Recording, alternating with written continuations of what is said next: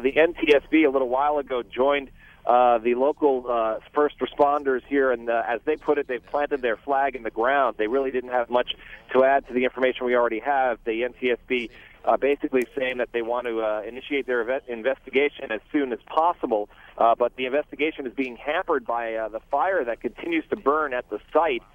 They have a hot spot that they've been unable to put out, and they believe that a natural gas line was ruptured when the plane struck the house and hit the ground.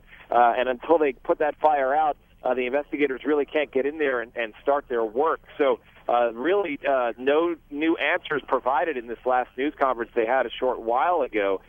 We know that this 74-seat twin-turbo prop plane was on its final approach to the airport in Buffalo. It was cleared for landing, and everything was going smoothly. And then all of a sudden, the air traffic controllers at the airport said the plane just disappeared from radar. They don't know what happened, and that's where it stands right now. A tremendous fireball erupted in that community when the plane struck the house. The impact was described as feeling like an earthquake to those who lived nearby, and it took hours for firefighters to get the majority of the fire under control, but they're still out there and they're still battling flames.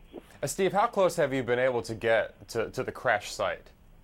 At this point, you can't get anywhere near the crash site. The emergency services crews, the first responders, and the NTSB now all on site, and they've pushed the media a significant distance back from where they were last night. So you really can't see now what they were able to see last night shortly after the plane crashed, which is the tail section. The tail section, the only part of the plane that is still clearly visible, that still apparently survived the crash intact.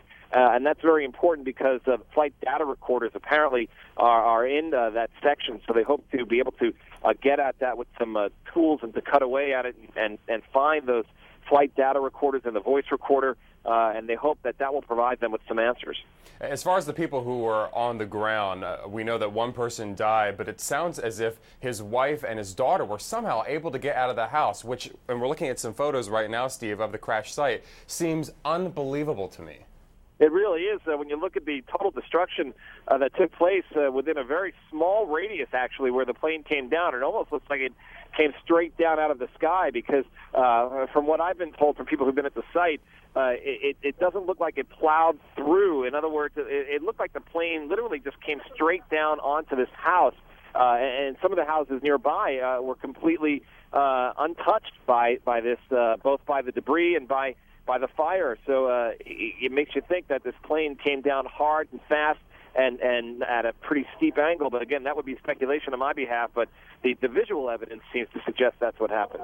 And Steve, are there still people who I would imagine are evacuated out of their homes because of that fire, which I would imagine is still posing a threat to some of the neighbors? There is an evacuation still in effect in the immediate area, the community surrounding where the plane went down. It's a suburb of Buffalo. Lots of houses separated by a significant amount of distance in between them, trees and driveways, a typical suburb of a large city. Also nearby in Cheektowaga, they've set up a location where the relatives of the people who were on board that plane can gather. It's a senior citizen center. I was there earlier, and we're told that we're not allowed to go anywhere near there, that Continental Airlines has set up their operation there, and they're providing whatever services they can for these grieving family members who want to find out what happened to their loved ones.